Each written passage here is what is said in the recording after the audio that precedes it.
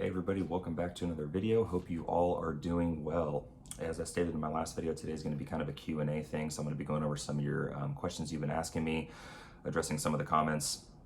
A lot of the questions I've been getting are kind of like the same theme. They fall into the same category, so it's just the same question just asked different ways by different people, so I'm kind of just going to answer, each question from each category. It's not going to be a huge long video or anything like that, so let's just kind of get into it.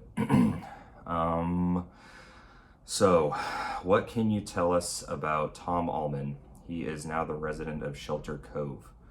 So for those of you that don't know, Tom Allman was a sheriff for a very long time with the Mendocino County Sheriff's Office. He was the sheriff at the Mendocino County Sheriff's Office while I was employed there for the vast majority of the time that I was employed there, just prior to Matt Kendall taking over.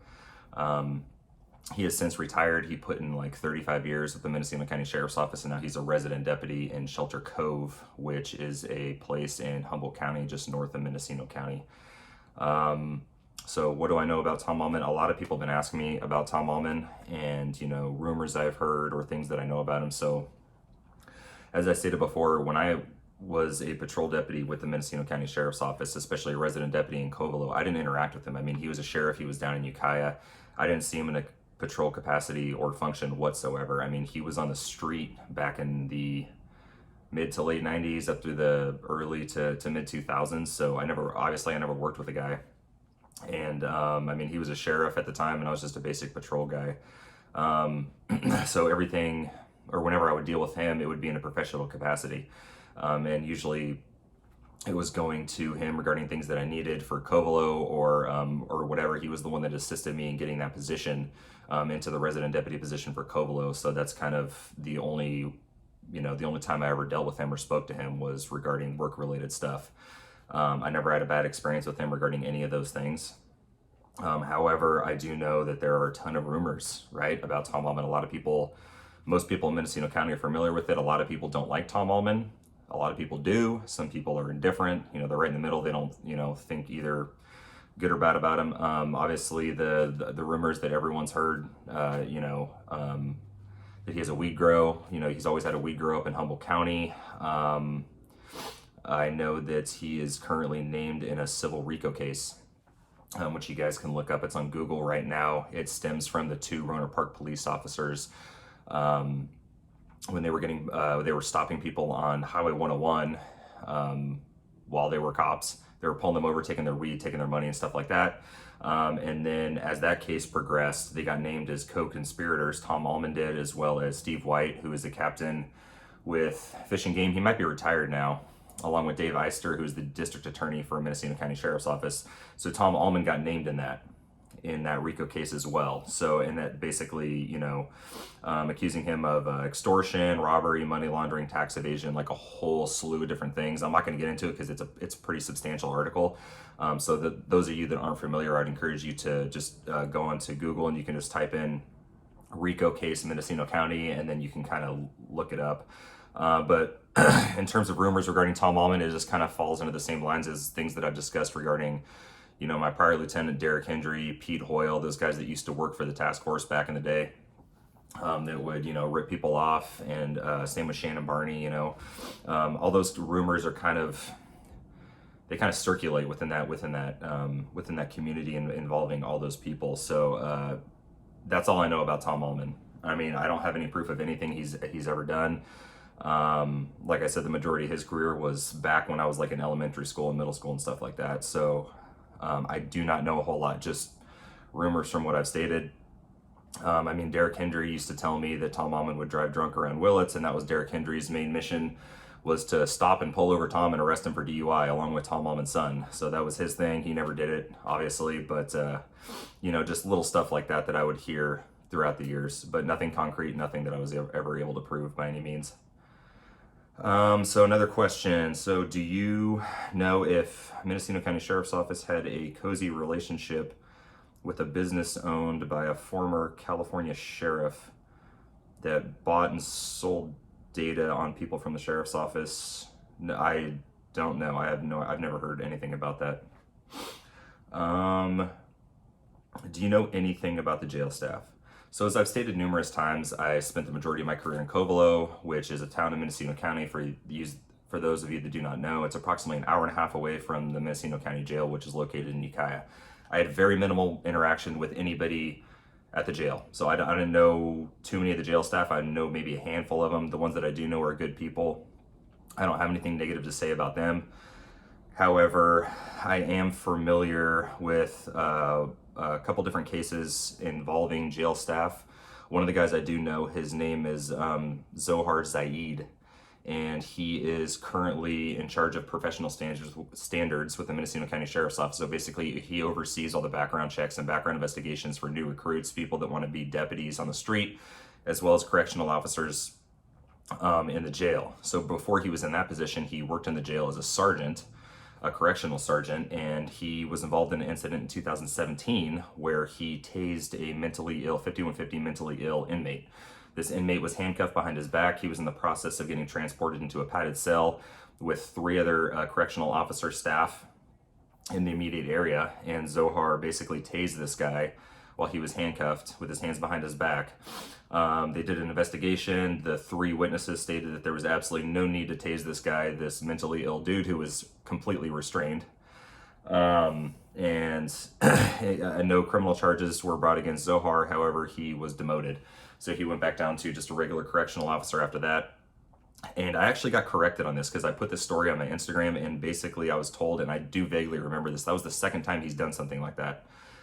And don't quote me on that, but that's what I vaguely remember, and I've had other people tell me that it's the second time he's tased an inmate inside of the jail that was handcuffed or restrained when he had no justification to do so. But that's who the Mendocino County Sheriff's Office has in charge of background checks for new applicants and new recruits. So I'm sure that's going to work out well. Aside from that, this goes into another comment, ties into another comment from somebody else that asked me regarding a guy that died while in custody inside the Mendocino County Jail in 2014. So this guy's name was Stephen Neuroth, and this is a case that you guys can look up on Google as well. And basically he was arrested in Willits, which is a town in Mendocino County. He was transported down to the jail. He was high on methamphetamine. And basically the guy that transported him, who was a sergeant with Willits Police Department at the time, who has now been fired for that and a whole slew of other things, was basically making fun of him the whole time, making comments to him, because I guess this guy was afraid of snakes, so he kept making fun of him for being afraid of snakes or something like that. Anyway, so Stephen Neuroth gets into the jail. He's high on methamphetamine, and I've seen the video. It's pretty horrible. Basically, they have this guy, it's like 5 or 6 or 7 correctional officers transporting this guy who's high on meth into this padded cell. So he's in the padded cell, he's handcuffed behind his back, and he does what most people do that are high on methamphetamine. He starts getting squirrely, and he's completely restrained. There's more than ample correctional officers there to keep him restrained, and like I said, during the process, he is inside the cell at this point, inside the padded cell. However, he gets squirrely. They basically put him face down on the ground, and they all pile on top of him, and he ends up dying. And basically, I think the autopsy report stated that it was a meth toxicity associated with a violent struggle. So like I stated, he was high on meth, and the violent struggle was obviously he had a bunch of dudes piled on top of him.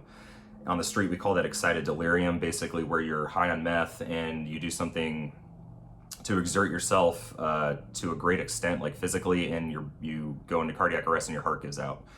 So that's what happened. His brother ended up suing the county, and I believe he won $5 million. I don't know who the jail staff was that was involved in that. I don't know if they're still working there or not. That information might be online as well. I'm not entirely sure, but that's all I really know about the jail staff. Like I said, I had minimal interactions with those guys over the years, and the ones that I do know, it's like less, 5 or less, are really good people. So another question: do you have knowledge of the current lawsuit against Bruce Smith and Tom Allman? And I kind of just went over that regarding the RICO case, the civil RICO case that Tom Allman, Bruce Smith, and Dave Eister are all involved with, where they conspired to steal and sell marijuana and a whole bunch of other stuff. And like I stated, that article is online. I don't have any personal knowledge of it. I was never brought into any of that stuff. A lot of that stuff occurred before I was a cop. I was never involved in that good old boys group that, rip people off and use their authority for financial gain. You know, I never was involved in any of that. I have no personal knowledge of it. I've just, like I stated, rumors. That's all I know for that type of stuff. So, another question? What was your experience with Chief Blayton? I have no idea who that is. So, no experience with that person. Comment. I got a bunch of comments on this. So you are exactly what is needed as sheriff in Mendocino County. I truly hope this is something you would entertain. So on the past like 2 or 3 of my videos, I've had like, you know, a few people comment stating that I should run for sheriff. You know what? I will absolutely do that. I'd be more than happy to do that. I have no idea how that process works. I don't know when the election process even starts. However, if I had a decent amount of support, I would be more than happy to do so. Do you have any proof of being in law enforcement? I don't know what kind of proof this person is looking for. My Instagram is linked in my YouTube bio. You can go check it out. I have pictures on there of me in uniform doing, you know, cop stuff or whatever with me and my dog, my canine partner. I have my basic and intermediate certification. I have certifications from trainings I've been to. I have my Deputy of the Year award that I can show you. I mean, let me know what kind of proof you need. I'd be more than happy to provide that to you. I was definitely in the law enforcement field, though, I promise you.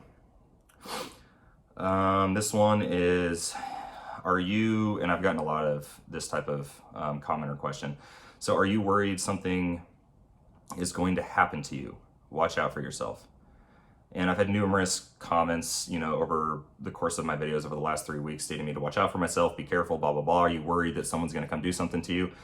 No, I'm not. And basically these people are looking out for me. They think that these cops that I'm discrediting are going to come after me in some fashion. Maybe back in the day, that would be something that they would entertain. However, nowadays, I don't think so. I'm not afraid of any of them. I'm not worried about it. A lot of the, like I said, the threatening comments and messages and stuff that I have received are people that I've arrested. Like, you know, this guy Russ Green, who is just hell-bent on commenting on all my stuff and blasting me on social media, who's just super bent out of shape because my partner that I worked with at the sheriff's office arrested him when I was there for it 5 years ago for pushing his, you know, at the time wife down in front of their 2 small kids. And he was arrested for domestic violence. So he said a bunch of stuff about me. This other guy, you know, Travis Johnson, said that he was gonna, you know, come for me if he saw me in the street or something like that. I'm assuming related to Randy Johnson. Look, these are just people that, the vast majority of these comments are coming from people that, like I stated, are related to people that I'm discrediting or they're friends with them or whatever, which I totally understand. I don't have anything bad to say about these people, and no, to answer your question, I'm not in the least worried about it. I mean, for the most part, these are all keyboard warriors. They would never do anything in real life. They like to look tough on the internet, and that's basically all that is. They seem to forget that I worked in the most violent area in Mendocino County by myself for a number of years, chasing down hardcore felons, guys that have been to prison, most of which were armed with firearms at the time, that I was chasing around in the hills alone. And it's like, isn't that, these guys, they don't scare me. So they can keep up with, you know, their comments or whatever they're going to do, but no, it's not something that I'm worried about at all.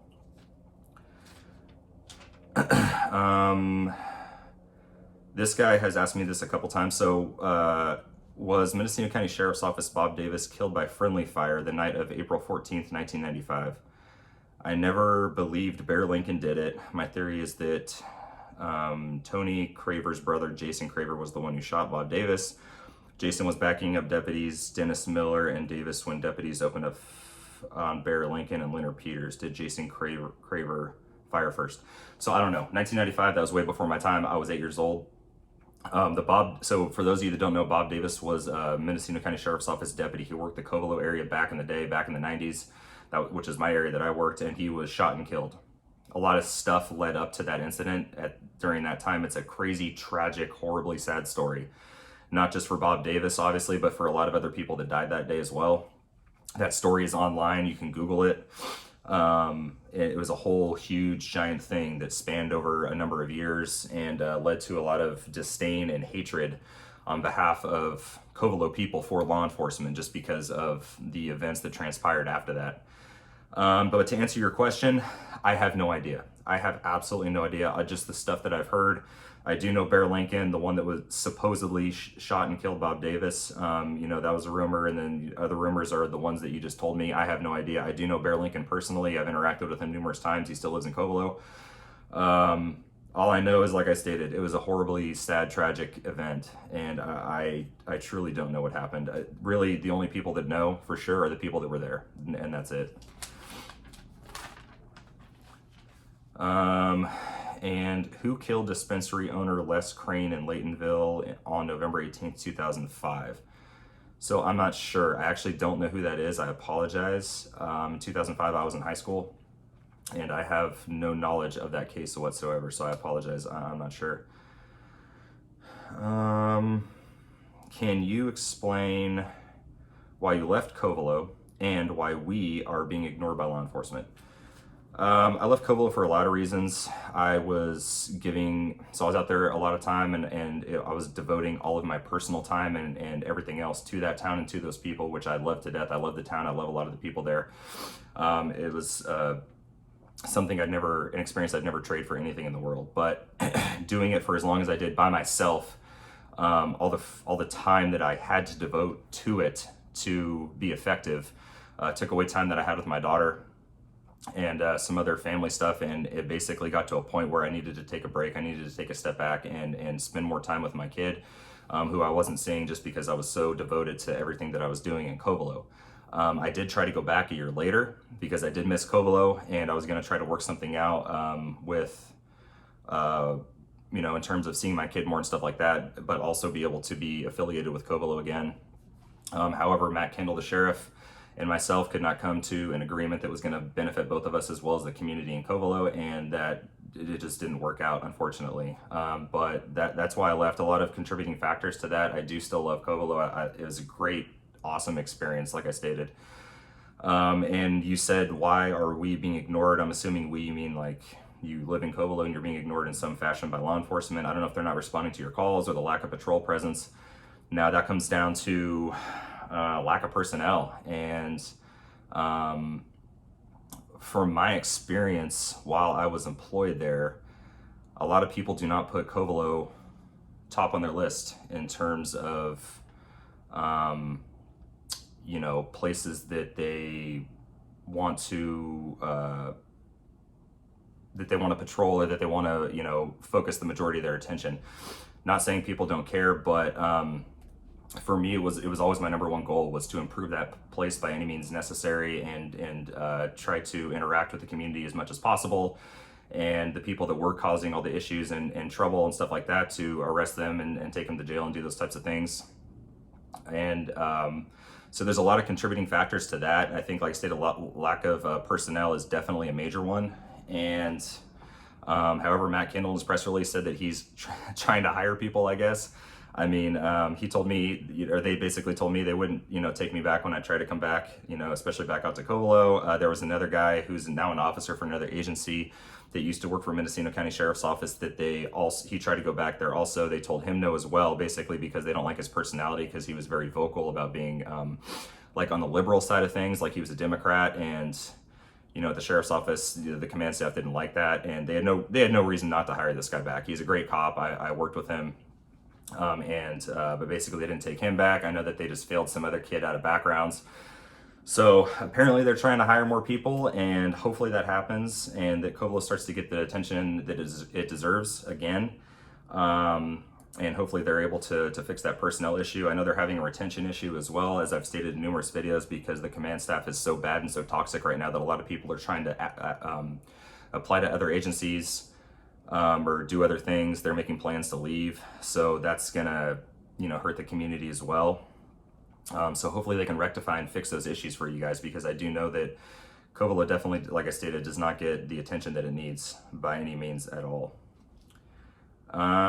So another question: it seems as though lots of cops are real pieces of crap. Why? I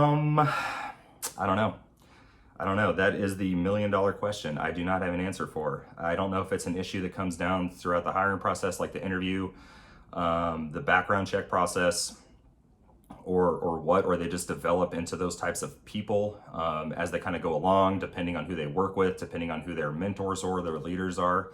They're following bad behavior. I'm not entirely sure. As I've stated over numerous videos, the guys that I worked with on patrol at the Mendocino County Sheriff's Office, as well as the police department, were good, honest dudes on a patrol level. and I never had any issues with any of those guys. I never saw them do anything illegal, violate any laws or policies or anything like that.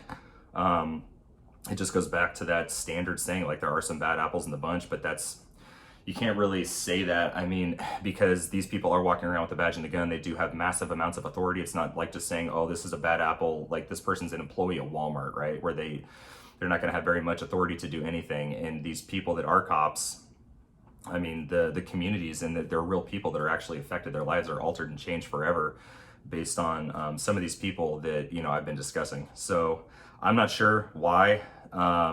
I wish I had a better solution as to how we could address it or how we could weed those people out, but I just don't. So this video's gone a little longer than I wanted it to. I apologize. So I'm going to wrap it up right here. I'm going to do my next main upload this Friday for the current command staff or lieutenants at the Mendocino County Sheriff's Office, and then going forward with some other stuff. So be sure to check that out. I hope you guys enjoyed this video, and I'll see you in the next one. Take care.